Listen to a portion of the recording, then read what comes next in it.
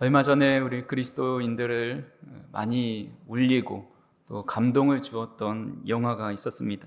바로 신의 악단이라는 영화이죠. 우리 교회에서도 단체로 가서 관람을 했었는데 너무 감동적이고 많은 도전을 받았습니다. 이 영화는 북한을 배경으로 합니다. 잘 아시다시피 북한은 기독교 박해가 가장 심한 나라 중에 하나이고 폐쇄적인 공산주의 국가입니다. 북한 당국은 국제사회의 막당한 지원금을 타내기 위해서 거짓 예배를 드립니다. 부흥회를 열어서 그 사람들이 찾아와서 예배를 잘 드리고 있구나, 그것을 확인하면 이제 막대한 지원금을 주기로 약속을 한 겁니다.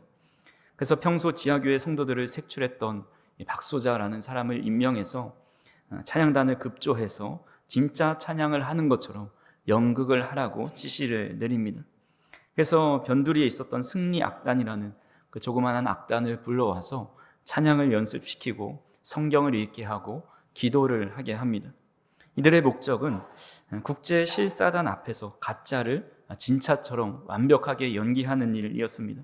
그리고 이 일을 통해서 자신의 승진을 하는 것이 이의 목표였습니다. 근데 놀라운 기적이 일어납니다.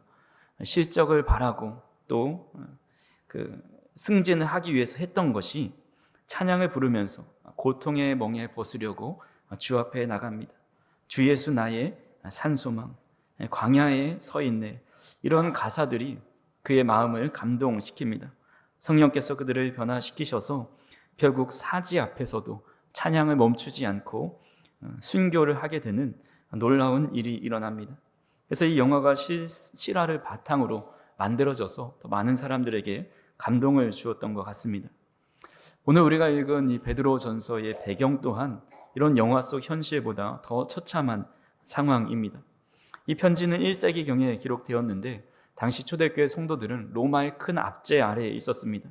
성도들은 예수님을 믿는다는 이유 하나만으로 굶주린 맹수들의 먹이로 내어줬고 십자가에 못 박혀야 됐고 심지어 로마의 어두운 밤을 밝히는 인간 횃불로 화형에 처해지기도 했습니다. 사회적으로 철저히 소외당했고 생계와 터전, 삶의 터전은 무참히 짓밟혔습니다. 내일이 오늘보다 더 나아질 거라는 기대조차 할 수 없는 암흑과 같은 시대를 살아갔습니다. 그런 상황 속에서 사도 베드로가 흩어져 있는 나그네들, 압박과 이 고난을 피해서 흩어져 있는 성도들을 향해서 편지를 쓰는데 이 편지의 내용이 성도들을 향해 탄원을 하거나 절망을 위로하는 것이 아니라 오히려 찬양으로 그 시작을 여는 것을 보게 됩니다. 그래서 오늘 본문 1장 3절의 앞부분을 보시면 우리 주 예수 그리스도의 아버지 하나님을 찬송하리로다 라고 고백합니다. 얼마나 놀라운 고백이 아닙니까? 죽음이 코앞에 있고 언제 어떻게 잡혀가서 죽을지 모르는 상황 속에서 하나님을 찬양합니다 고백하고 있습니다. 이뿐만 아니라 6절에서 보면 여러 가지 시험으로 말미암아 잠깐 근심하게 되지 않을 수 없으나 오히려 크게 기뻐한다라고 고백을 합니다. 당시 초대교회 최고 지도자는 베드로였습니다. 베드로가 이 성도들을 대할 때에 이런 극심한 어려움이 있으니 이 고난을 어떻게 피할 수 있는지, 앞으로 어떻게 행동해야 우리의 믿음을 어떻게 안전하게 지킬 수 있는지 그런 안전수칙에 대한 편지를 쓴 것이 아닙니다. 오히려 불타는 시련 속에서도 하나님을 찬양하고 크게 기뻐한다고 고백하고 있습니다. 도대체 무엇이 이 죽음의 공포 앞에서 그렇게 담대하게 하나님을 찬양하고 기뻐한다라고 고백할 수 있게 만든 것일까요? 오늘 말씀을 통해서 그 이유를 상고해 보고자 합니다. 먼저 이들에게는 산 소망이 있었기 때문입니다. 오늘 본문 3절을 같이 한번 읽어보겠습니다. 우리 주 예수 그리스도의 아버지 하나님을 찬송하리로다. 그의 많으신 긍휼대로 예수 그리스도를 죽은 자 가운데서 부활하게 하심으로 말미암아 우리를 거듭나게 하사 산 소망이 있게 하시며. 아멘. 베드로는 그냥 소망이 아니라 산 소망, 살아있는 소망이라는 형용사를 붙여 놓습니다. 사람은 누구나 마음속에 기대와 소망이 있습니다. 인생의 가장 불행하고 고통스러운 순간 중에 하나는 아침에 눈을 떴는데 그날 하루를 살아갈 아무런 이유나 기대를 발견하지 못할 때입니다. 제가 아는 지인 중에 경제적으로 참 여유롭게 사는 분이 있습니다.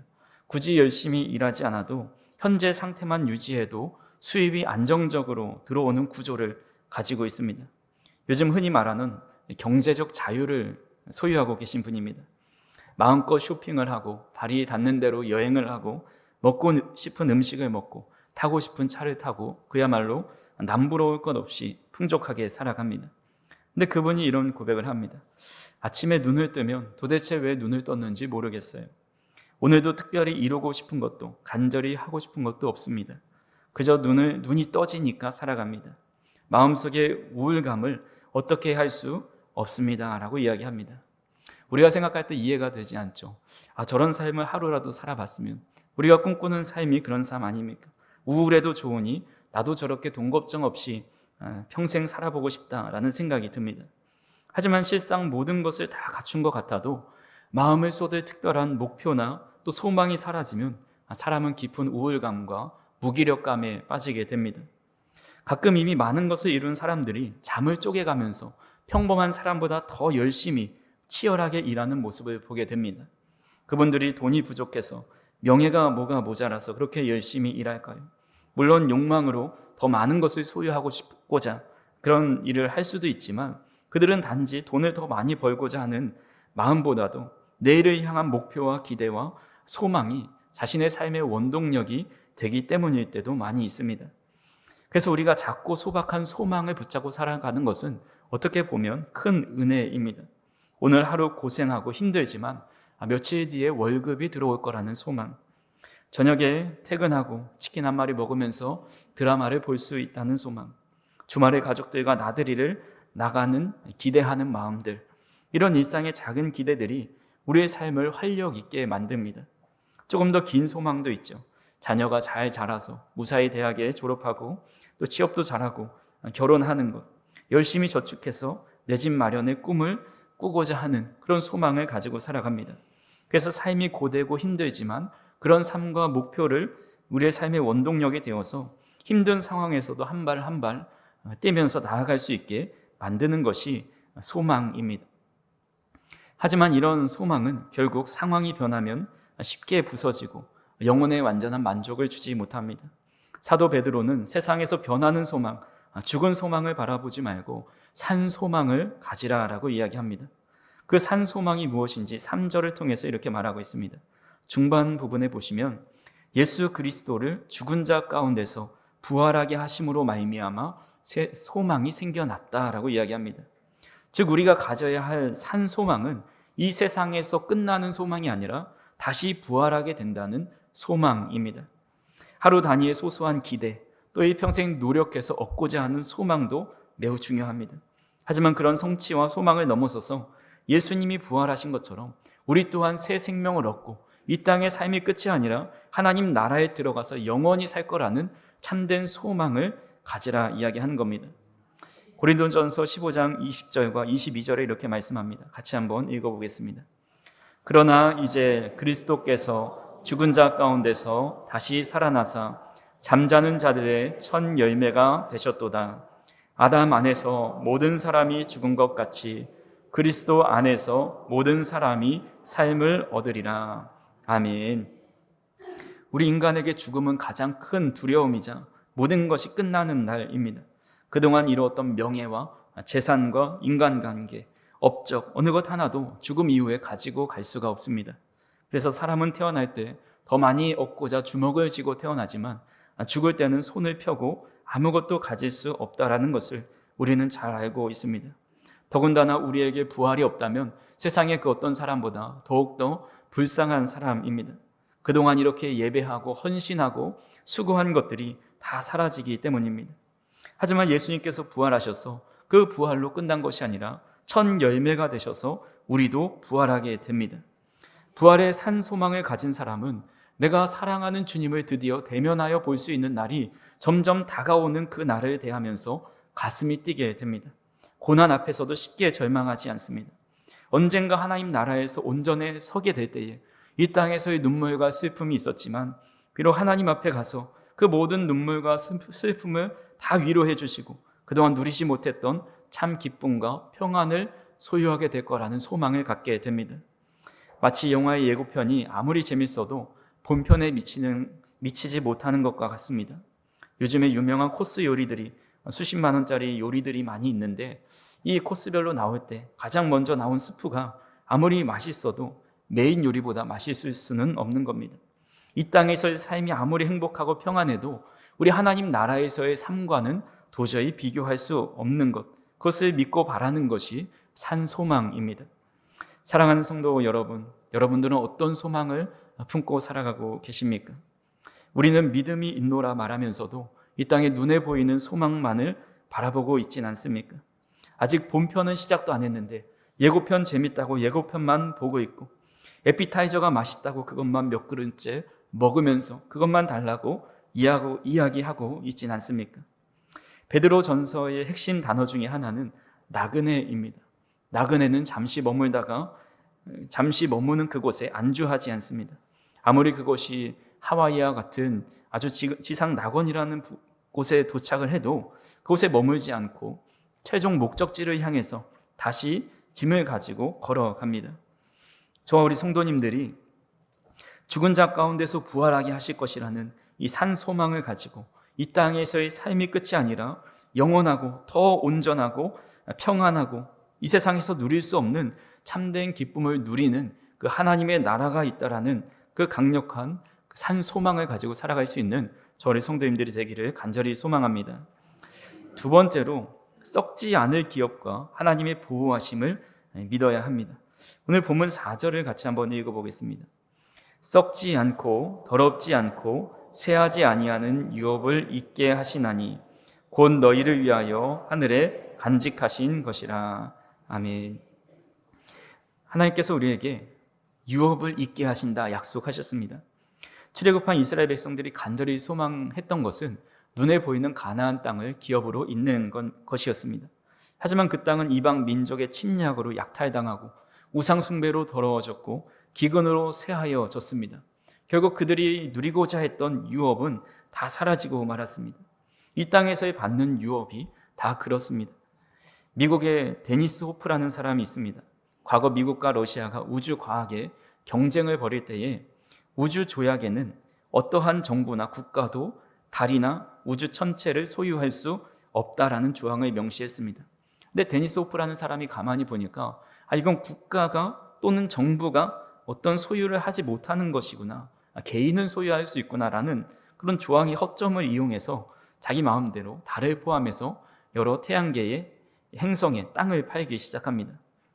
우리는 지구에서 살 땅도 사지 못해서 이러고 있는데 누가 다른 땅을 살까? 이런 생각을 하지만 뉴욕 타임스 보도에 따르면 지난 30여 년 동안 무려 193개국에서 600만 명이 넘는 사람들이 달에 있는 땅 혹은 이 천체에 있는 땅의 분양권을 샀다라고 합니다.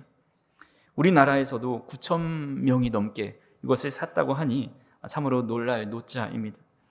근데 이 땅의 판 면적이 6억 에이커인데 우리나라 전체 면적의 25배에 달한다고 합니다. 더 놀라운 사실은 이 땅을 산 구입자 명단에 이름만 대면 아는 유명 인사들, 또 나사의 직원들이 포함되어 있습니다. 그리고 이 일로 인해서 데니스라는 사람은 120억을 벌어들였다고 합니다. 너무나도 어처구니 없는 일이지만 사람들은 이런 허상에 막연한 소망을 걸고 투자를 합니다. 그러나 믿음의 사람들이 받는 상속은 이러한 상술이나 허상이 아닙니다. 베드로 사도는 세 가지 우리가 받을 유업의 속성에 대해서 이야기합니다. 첫 번째로 우리의 유업은 썩지 않는다라고 이야기합니다. 세상의 권력과 또 재물은 죽음 앞에서 썩어지지만 우리가 받을 유업은 어떤 외부로부터 죽음조차 썩지 않는 살아있는 상속이라는 겁니다. 두 번째로 우리의 유업은 더럽지 않습니다. 인간의 재물은 탐욕으로 인해서 오염되지만 하나님이 주시는 유업은 죄와 타락에 물들지 않는 절대적인 거룩한 재산입니다. 세 번째로 우리의 유업은 쇠하지 않습니다. 화려하게 핀 벚꽃들을 보게 됩니다. 너무나도 아름답게 피고 있을 찰나에 지난주에 비가 와서 아직 벚꽃 구경 가지도 못했는데 많이 진 것 같습니다. 세상의 모든 영광에는 유통기한이 있지만 하늘의 유업은 영원히 시들지 않고 그 광채를 잃지 않습니다. 썩지 않고 더럽지 않고 쇠하지 않는 유업을 너희를 위해서 하늘에 예비되어 있고 그것을 쌓아 놓아서 잘 간직해 놓고 보호해 주신다 말씀합니다. 하늘에 쌓아 놓는 보화는 좀도 들지 않고 도둑도 들지 않는 완전한 안전하게 보호된다라는 겁니다. 더불어 놀라운 사실은 우리가 때로는 열심히 하늘에 유업을 쌓기도 하지만 중간에 시험에 들어서 환난을 당하고 또 여러 핍박으로 인해서 믿음을 포기해 버릴 때가 있습니다. 그러면 그동안 쌓아놓은 유업이 다 사라지게 되는데 하나님은 우리의 이런 연약함을 아시고 끝까지 믿음의 길을 갈 수 있도록 보호해 주신다 말씀합니다. 오늘 5절의 말씀을 같이 한번 읽어보겠습니다. 너희는 말세에 나타내기로 예비하신 구원을 얻기 위하여 믿음으로 말미암아 하나님의 능력으로 보호하심을 받았느니라. 아멘. 하나님께서는 하늘에 쌓아놓은 유업만 보호하시는 것이 아니라 바로 그 유업을 상속받을 우리에게도 전능하시고 능하신 하나님께서 철저하게 보호해 주신다라는 겁니다. 여기서 보호하심을 받는다라는 단어는 최고의 방어의 요새에서 그들의 백성을 지켜준다는 군사 용어입니다.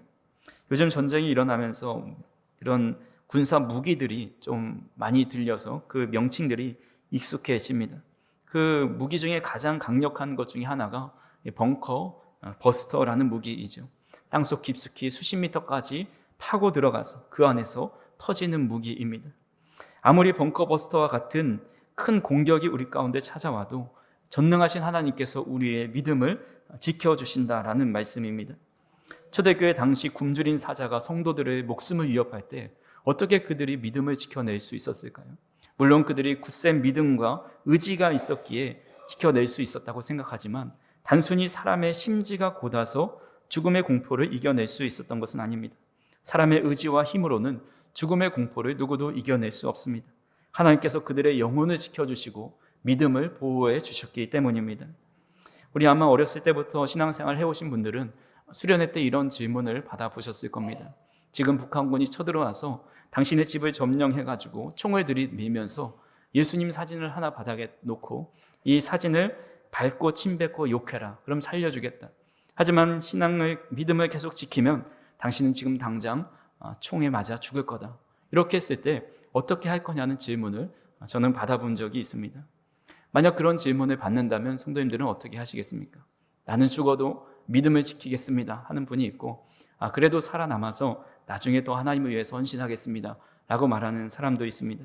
제가 어렸을 때는 뭣도 모르고 저는 그냥 죽으면 죽었지 믿겠습니다 이렇게 했지만 지금 돌아보면 제 의지로 그 죽음의 위협 속에서 믿음을 지킬 수 있습니다 말할 수 있는 것이 아니다라는 생각이 듭니다.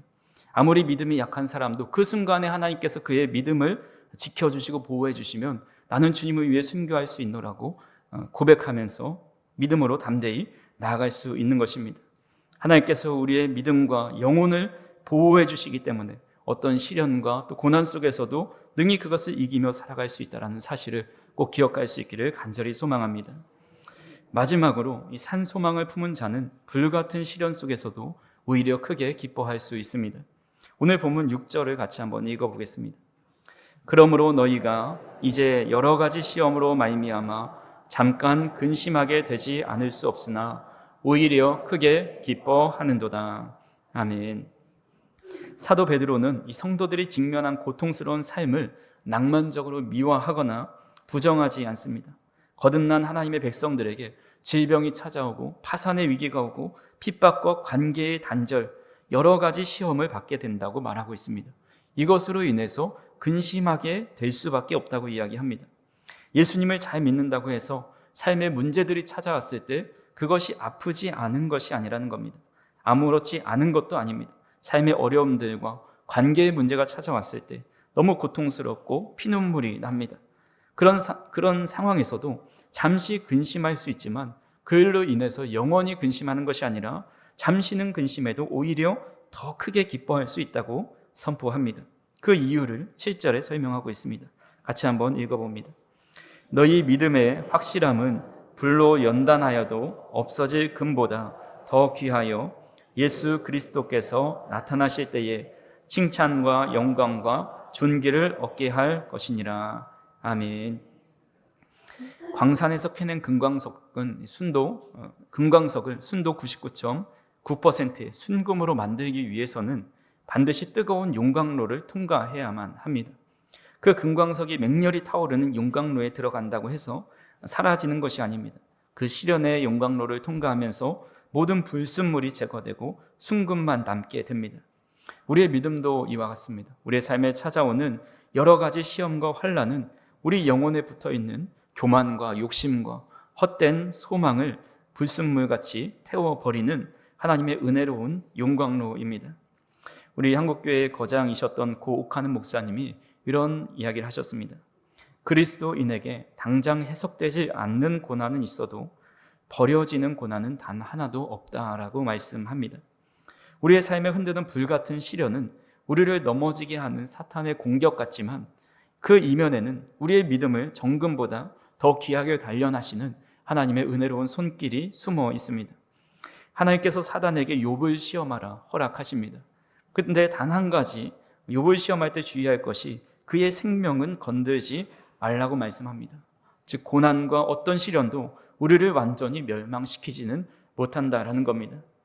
이렇게 단련된 순수한 믿음을 통해서 하나님 보좌 앞에 서는 날에 칭찬과 영광과 존귀를 받게 된다 말씀합니다.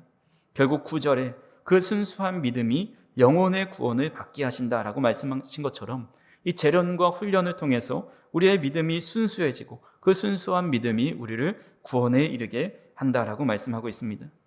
그래서 이 불꽃 같은 시련 뒤에 마침내 나의 영혼이 쇠하여지는 것 같고 삶이 어려워서 내 삶이 너무나도 힘들어지는 것 같아질 때에 그때 우리는 나의 믿음이 순금과 같이 재련되고 단련되고 있구나. 이런 고통과 어려움을 통해서 온전히 하나님만 바라보는 믿음이 더 자라나고 있구나. 우리의 믿음의 순수함과 자라남을 보면서 하나님께 기뻐하고 찬양하면서 믿음의 경주를 끝까지 완주해야 한다라는 겁니다. 미술 작품 하나를 보면서 결론을 맺고자 합니다. 19세기 화가였던 조지 프레드릭 와츠라는 분이 그린 호프, 희망이라는 작품입니다. 이 그림을 보시면 지구처럼 보이는 둥그런 구 위에 한 여인이 웅크리고 앉아 있습니다. 이 여인은 두 눈이 수건으로 감겨 있습니다. 앞을 볼 수가 없습니다. 절망에 빠진 듯이 고개를 푹 숙이고 있습니다. 여인의 품에는 낡은 하프가 하나 들려있죠. 근데 이 하프를 자세히 보시면 나머지 한 개의 줄만 빼고 나머지 모든 줄이 다 끊어져 있습니다. 이 그림의 모습이나 분위기를 보면 전혀 희망이라는 제목을 왜 붙였을까? 절망이나 포기라는 그런 제목이 더 어울리지 않을까라는 생각을 하게 됩니다. 근데 화가는 이 그림의 제목을 희망이라고 붙여놓았습니다. 그 이유는 이 앞을 보지 못하는 이 여인이 한 줄밖에 남지 않은 절망 속에서도 그 남은 한 가닥의 줄을 의지해서 음악을 연주하면서 그 소리에 귀를 기울이고 있기 때문입니다. 끊어질 듯한 위태로운 한 가닥의 줄을 생명처럼 부여잡은 겁니다. 누가 봐도 절망스러운 상황이지만 그 상황 속에서 한 줄을 연주하면서 기어코 무너지지 않는 희망을 그려냈다라고 이야기합니다. 사랑하는 성도 여러분, 우리의 인생이 그림 속의 여인과 같을 때가 있습니다. 내가 그토록 믿고 의지했던 세상의 줄들이 하나 둘씩 끊어져 나갑니다. 든든한 줄 알았던 이 재물의 줄이 끊어지고 또 건강을 자신했던 건강의 줄이 끊어집니다. 자녀에게 모든 정성과 뜻을 쏟았던 그 자녀를 향한 믿음과 관계의 줄이 하나 둘씩 끊어져 나갑니다. 눈앞은 캄캄하고 내가 발을 딛고 선 곳은 언제 넘어질지 몰라 외롭고 두렵기만 합니다. 하지만 세상의 모든 줄이 다 끊어져도 우리 그리스도인들에겐 절대 끊어지지 않는 단 하나의 완벽하고 영원한 줄이 있습니다. 바로 예수 그리스도의 십자가요, 그 죽음을 이기시고 다시 살아나신 부활의 산 소망이라는 줄입니다. 이것이 흩어졌던 1세기 성도들이 어떤 환난 앞에서도 하나님을 찬송하고 기뻐할 수 있었던 이유입니다. 우리도 절대 끊어지지 않는 산 소망의 한 줄만 의지하고 있다면 우리 앞에 펼쳐진 그 어떤 고난의 불시험도 넉넉히 이기고 오히려 더 크게 기뻐하고 승리하게 됨을 믿으실 수 있기를 간절히 소망합니다. 우리는 지난주에 부활의 기쁨과 능력 가운데 한 주를 보냈습니다. 하지만 그 부활 주일로 부활의 기쁨과 능력이 끝나는 것이 아니라 날마다 부활의 산 소망을 가지고 우리 믿음의 행진을 어떤 시련과 고난 속에서도 넉넉히 승리하며 살아갈 수 있는 저리 성도님들이 되기를 주님의 이름으로 축원합니다. 기도하시겠습니다. 사랑과 은혜가 풍성하신 하나님 아버지, 부활하신 예수 그리스도를 통해서 우리에게 영원한 산 소망이 되어주시니 감사를 드립니다.